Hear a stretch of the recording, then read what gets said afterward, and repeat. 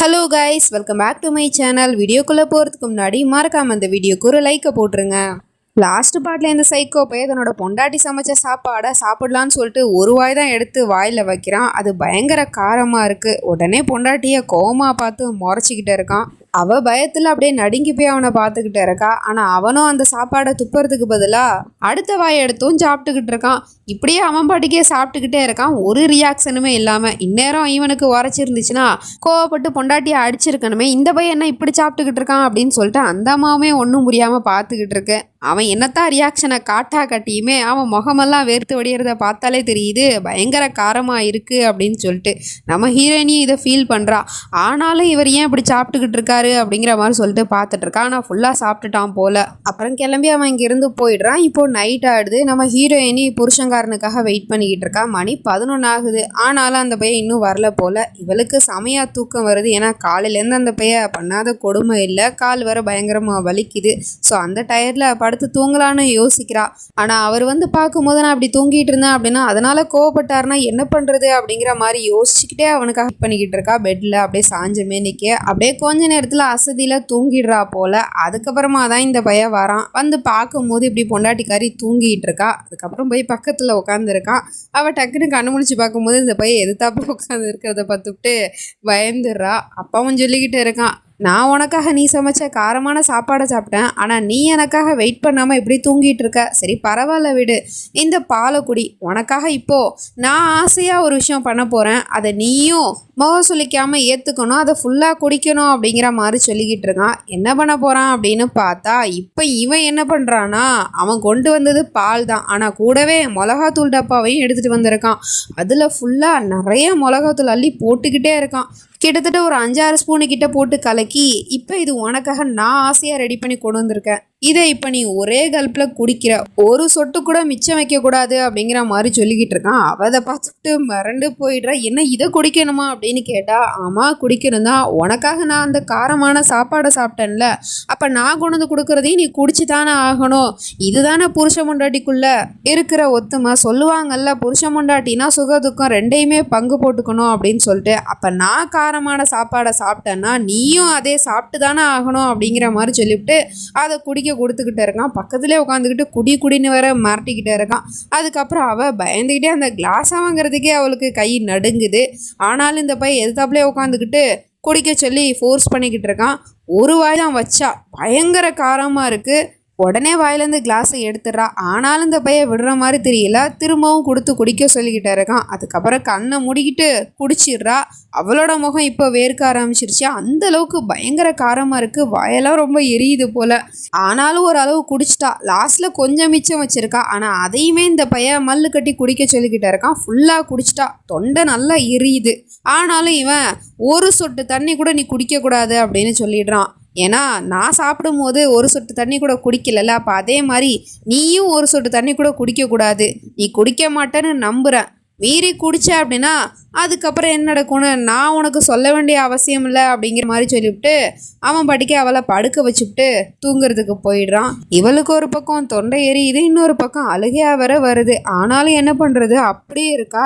நடுஜாமம் ஆயிடுச்சு. அந்த பையன் நல்லா நிம்மதியாக தூங்கிட்டு இருக்கான். ஆனால் இவளால் ஒரு சொட்டாவது தண்ணியை குடித்தாதான் காரம் அடங்கும் அப்படிங்கிற மாதிரி சொல்லிவிட்டு பயந்துக்கிட்டே அப்படியே கிச்சனுக்கு மெதுவாக எழுந்திரிச்சு போயிட்டு இருக்கா.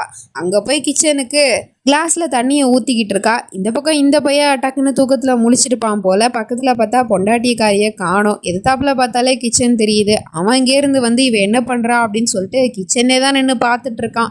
ஆனால் அது தெரியாமல் இவ கிளாஸில் தண்ணியை ஊற்றி குடிக்கலான்னு போகிறா. ஆனால் அந்த பையன் சொல்லியிருப்பான், நீ ஒரு சொட்டு தண்ணி கூட குடிக்கக்கூடாது, மீறி குடிச்சனா அதுக்கப்புறம் என்ன நடக்கும்னு தெரியாது அப்படிங்கிற மாதிரி சொல்லியிருப்பான் இல்லையா. ஸோ அதனால் இப்போ என்ன பண்ணுறது, ஒருவேளை நான் இப்போ இந்த தண்ணியை குடிச்சேன்னு தெரிஞ்சிச்சு அப்படின்னா அதுக்கும் ஏதாவது ஒரு தண்டனை கொடுப்பாரே அப்படிங்கிற மாதிரி சொல்லிட்டு யோசிச்சுட்டு அந்த தண்ணியை குடிக்காமல் அப்படியே வச்சிடறா. திரும்பி பார்த்தா இந்த பக்கம் புருஷங்காரன் நிற்கிறான். ஆஹா மாட்டணும், நம்ம தண்ணி குடிக்க தான் வந்தோங்கிறது இப்போ இவருக்கு தெரிஞ்சு போச்சே அப்படிங்கிற மாதிரி சொல்லிட்டு பார்த்துட்ருக்கா. ஆனால் அந்த பயிலோ நடந்த எல்லாத்தையும் பார்த்துட்டு தானே இருந்தான். அதனால் கிச்சன் வரைக்கும் வந்த நீ தண்ணியை குடிக்கிறா இருந்தால் குடிச்சிருக்கலாம். ஆனால் நான் சொன்ன ஒரு வார்த்தைக்கு கட்டுப்பட்டு நீ குடிக்கல. இப்போ நானே உனக்கு பர்மிஷன் கொடுக்குறேன், போனால் போது குடிச்சிக்க, எவ்வளோ முடியுமோ அவ்வளோ குடிச்சுட்டு வந்து படு அப்படிங்கிற மாதிரி சொல்லிட்டு அவன் இங்கேருந்து கிளம்பி போயிடுறான். அதுக்கப்புறம் மூச்சு முட்டை நம்ம ஹீரோயினி தண்ணியை குடிச்சிடுறா. அதுக்கப்புறமா தான் அவளுக்கு நிம்மதியாகவே இருக்குது. சரின்னு சொல்லிட்டு ரூமுக்கு தூங்கலான்னு போனால் இந்த பக்கம் காதலனும் வீட்டுக்கு வெளியில் ஜன்னல் பக்கம் நின்றுக்கிட்டு இருக்கான். ஸோ அதை பார்த்துட்டு இவ பயந்து போயிட்டு அங்கேருந்து ஓடி வந்துடுறா ஜன்னல் பக்கத்துக்கு. நீ இங்கே என்ன பண்ணிக்கிட்டு இருக்க, மரியாதை இங்கேருந்து கிளம்பு அப்படிங்கிற மாதிரி சொல்லிட்டு வரட்டி விட பார்த்துட்டு இருக்கா. ஆனால் அந்த பையில கூலா நின்று பேசிகிட்டு இருக்கான். எனக்கு தூக்கம் வரல, உன் ஞாபகமாகவே இருந்துச்சு, அதான் கிளம்பி உன்னை பார்த்துட்டு போகலான்னு வந்தேன். அப்புறம் நீயே இந்நேரத்தில் தூங்காமல் சுற்றிக்கிட்டு இருக்க, ஒருவேளை உனக்கும் ஏன் ஞாபகம் வந்துச்சா அப்படிங்கிற மாதிரி சொல்லிட்டு கேட்டா. அதுக்கு இவ்வளோ எப்படிலாம் பேசுறதுக்கு உனக்கு வெக்கமா இல்லையா, நான் இன்னொருத்தரோட பொண்டாட்டி அப்படின்னு சொன்னால் இருந்துட்டு போகட்டும், அவன் ஏதோ ஒரு கட்டாயப்படுத்தி தான் உன்னை கல்யாணம் பண்ணி வச்சிருக்கான்னு எனக்கும் தெரியும். அப்புறம் இந்த கல்யாணத்தில் காதலுங்கிறது ஒன்று இல்லவே இல்லை, அவன் தான் உன்னை காதலிச்சான், நீ என்னத்தானே காதலிச்ச, நானும் பதிலுக்கு ஒன்றைத்தான் காதலிக்கிறேன். அப்போ நம்ம 2 பேரும் தானே சேரணும், நீ எதுக்காக இந்த உறவில் இருக்கணும்னு நினைக்கிற, ப்ளீஸ் இது எல்லாத்தையும் தூக்கி போட்டு என் கூட வந்துடுறேன் அப்படிங்கிற மாதிரி சொல்லிட்டு திரும்பவும் அவன் கேட்டு பார்க்குறான். ஆனால் இவ்வளோ முடியாதுன்னு சொல்கிறா. ப்ராக்டிக்கலாக யோசிச்சுப்பாரு, இது நடக்காத காரியம், நான் இன்னொருத்தவருக்கு சொந்தமாயிட்டேன், இதுக்கப்புறம் நானே நினச்சாலும் உங்ககிட்ட வர முடியாது. அதனால இந்த உண்மையை எவ்வளோ சீக்கிரம் புரிஞ்சுக்கிறியோ அவ்வளோ சீக்கிரம் உனக்கு நல்லது. இந்த விஷயம் மட்டும் என் புருஷனுக்கு தெரிஞ்சிச்சுன்னா அவர் பயங்கரமாக கோப்பிடுவார், அதனால உனக்கு தான் பிரச்சனை, இங்கேருந்து கிளம்பு அப்படிங்கிற மாதிரி சொல்லிட்டு அவனை தள்ளி விட்டு அதுக்கப்புறமா இவ ஜன்னல் கதவை சாத்தி விடுறா. மனசே இல்லை, இருந்தாலும் அந்த பயலுக்குன்னு ஒரு வாழ்க்கை இருக்கு இல்லையா, அதான் அவன் இப்படி கெடுத்துக்கிறானே அப்படின்னு சொல்லிட்டு இந்த பக்கம் திரும்பி பார்த்தா மாமியாருக்காரி எதிர்த்தாப்புல வந்து நின்றுக்கிட்டு இருக்கா. இவளுக்கா பயங்கர ஷாக்கு. ஒருவேளை நான் இங்கே பியூஷ் கிட்ட பேசிகிட்டு இருந்ததை இவங்க பார்த்துட்டாங்களோ அப்படிங்கிற மாதிரி சொல்லிட்டு பயந்துக்கிட்டே அப்படியே வந்துட்டு இருக்கா. என்னம்மா பண்ணிட்டு இருக்க மருமகளே, உன் ரூமில் காற்று வரலையா, இங்கே வந்து இந்நேரத்தில் ஜன்னலை திறந்து வச்சுட்டு இருக்க, என்ன விஷயம் அப்படின்னு கேட்டால் அதெல்லாம் ஒன்றும் இல்லை, இந்த ஜன்னல் வந்து காற்றுல அடிச்சுக்கிட்டே இருந்துச்சு, ஸோ தூக்கம் யாருக்கும் டிஸ்டர்ப் ஆகக்கூடாதுன்னு தான் சாத்தலான்னு வந்தேன் அப்படிங்கிற மாதிரி சொல்லிக்கிட்டு இருக்கா. அப்படியா, சரிப்போ அப்படிங்கிற மாதிரி சொல்லிட்டு மருமகளை அனுப்பி விட்டுட்டு இவ ஏதோ முழிச்சுக்கிட்டே பதில் சொல்லிக்கிட்டு இருக்காளே, ஏதாவது ஒரு விஷயம் இருக்குமோ அப்படின்னு சொல்லிட்டு இந்த அம்மாவும் சந்தேகப்பட்டு ஜன்னலை ஓப்பன் பண்ணுறதுக்காக போயிட்டுருக்கு. அங்கே தான் காதலனுமே மனசு வருத்தப்பட்டு நின்றுக்கிட்டு இருக்கான். ஸோ இந்த அம்மா திறந்து பார்த்தா ஜோலி முடிஞ்சிருச்சு அப்படிங்கிற மாதிரி தான் இருக்குது. அந்த அம்மாவுமே வந்து ஜன்னலை ஓப்பன் பண்ணிடுச்சு. ஆனால் அங்கே நம்ம காதலனை காணோம், அங்கேருந்து போயிட்டான் போல். ஸோ யாரும் இல்லை அப்படின்னு சொல்லிட்டு இந்த அம்மாவும் தூங்குறதுக்காக போயிடுது. இப்போ மறுநாள் ஆயிடுது. காலங்காத்தாலே இவ குளிச்சுவிட்டு தலை ஓட்டுறதுக்காக முடிய அப்படி உதறா. அந்த தண்ணி போயிட்டு இவன் மேலே பட்டுருது. அவன் நல்லா தூங்கிட்டு இருக்கான். எங்கே எழுந்திருச்சு இதுக்காக கோவப்பட்டு நம்மளை ஏதாவது பண்ணிடுவாரோ அப்படிங்கிற மாதிரி சொல்லிட்டு யோசிச்சுட்டு இருக்கா. ஆனால் பயபுல நல்லா தூக்கத்தில் இருக்கிறதுனால அவன் எழுந்திருக்கல. அதுக்கப்புறம் காலண்டரை பார்க்குறா. எனக்கு ஏதோ விசேஷமான நாள் போல், ஸோ அதுக்காக பூஜை பண்ணி ஆகணும் அப்படின்னு சொல்லிட்டு இவளே ஸ்பெஷலாக பிரசாதத்துக்கு ஸ்வீட்டெல்லாம் பண்ணி பூஜை பண்ணுறதுக்கு ரெடியாக இருக்கா. அப்போ தான் கரெக்டாக மாமியாருமே வராங்க. அவங்க வந்துவிட்டு என்னாச்சுப்பா காலங்காத்தில் எப்படி ரெடியாக இருந்துக்கிட்டு இருக்க, என்ன விசேஷம் அப்படின்னு கேட்டால் இந்த மாதிரி இந்த நாளில் பூஜை பண்ணணும், நானே ஆர்த்தி காட்டி நானே பாட்டு பாடுறேன் அப்படிங்கிற மாதிரி சொல்லிக்கிட்டு இருக்கா. ஸோ இதை கேட்டு அந்த அம்மா சந்தோஷப்பட்டுக்கிட்டு இருக்குது. இதுக்கு பின்னாடி என்ன காரணம் இருக்குது அப்படின்னா, இந்த அம்மாவோட புள்ள அதான் நம்ம சைக்கோ பைய, அவனுக்கு கடவுள் நம்பிக்கை சுத்தமாக இல்லை போல், இந்த மாதிரி பூஜை பண்ணுறதெல்லாம் அவனுக்கு சுத்தமாக பிடிக்காது. ஸோ அதனால இவ வேற பூஜை பண்ணுற ஆர்த்தி காட்டுற பாட்டு பாடுறன்னு வேற சொல்லிக்கிட்டு இருக்காளே, அவன் வேற உள்ள தூங்கிக்கிட்டு இருக்கான். வந்து இவளை பயங்கரமாக அடிக்க போகிறான் பாரு அப்படிங்கிற மாதிரி சொல்லிட்டு வேணும்னே கெட்ட எண்ணத்தில் நீ பாடுமா ஆர்த்தி காட்டு, நான் தான் நிற்கிறேன் அப்படிங்கிற மாதிரி சொல்லிட்டு இந்தம்மா நின்றுக்கிட்டு இருக்க. அவளும் நல்ல சவுண்டாக ஆர்த்தி காட்டிக்கிட்டே பாட்டு பாடிக்கிட்டு இருக்கா. அதுக்கப்புறம் மாமனாரும் வந்து பூஜையில் கலந்துக்கிறாரு. ஸோ இவன் அப்படி இங்கே பாட்டு பாடிக்கிட்டு இருக்கிறது அவனுக்கு பயங்கரமாக டிஸ்டர்ப் ஆகுது. இருந்தாலும் அவன் தூக்கத்தில் இருக்கிறதுனால இது நம்ம வீட்டிலேருந்து வர சத்தம் இல்லை அப்படின்னு சொல்லிட்டு அவனுமே வந்து அட்ஜஸ்ட் பண்ணி தூங்குறதுக்காக தலகாணியெல்லாம் காதில் வச்சுக்கிட்டு பொத்திக்கிட்டுலாம் படுக்கிறான். ஆனாலும் ஒரு கட்டத்துக்கு மேலே அவனால் முடியலை.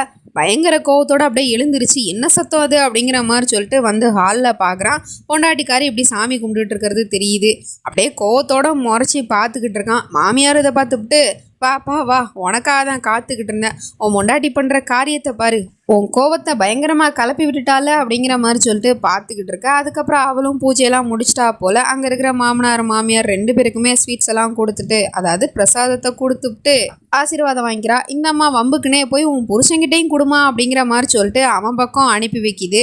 அவளுமே போகிறா பயந்துக்கிட்டே. ஆனால் அந்த பையன் இவ கிட்ட நெருங்கி வர வர அப்படியே கையில் இருக்கிற காப்பை அப்படியே மேலே தூக்கி விட்டுக்கிட்டு இருக்கான். கோவத்தில் அடிக்க தான் போகிறான் போல். அது தெரியாமல் இவ வேற முன்னாடி போயிட்டு இருக்கா. ஸோ என்ன நடக்க போகுதுன்னு தெரியலை, வெயிட் பண்ணி தான் பார்க்குறோம். நெக்ஸ்ட் நம்ம அடுத்த பாட்டில் பார்த்து தெரிஞ்சுப்போம். அது வரைக்கும் பை ஃப்ரெண்ட்ஸ்.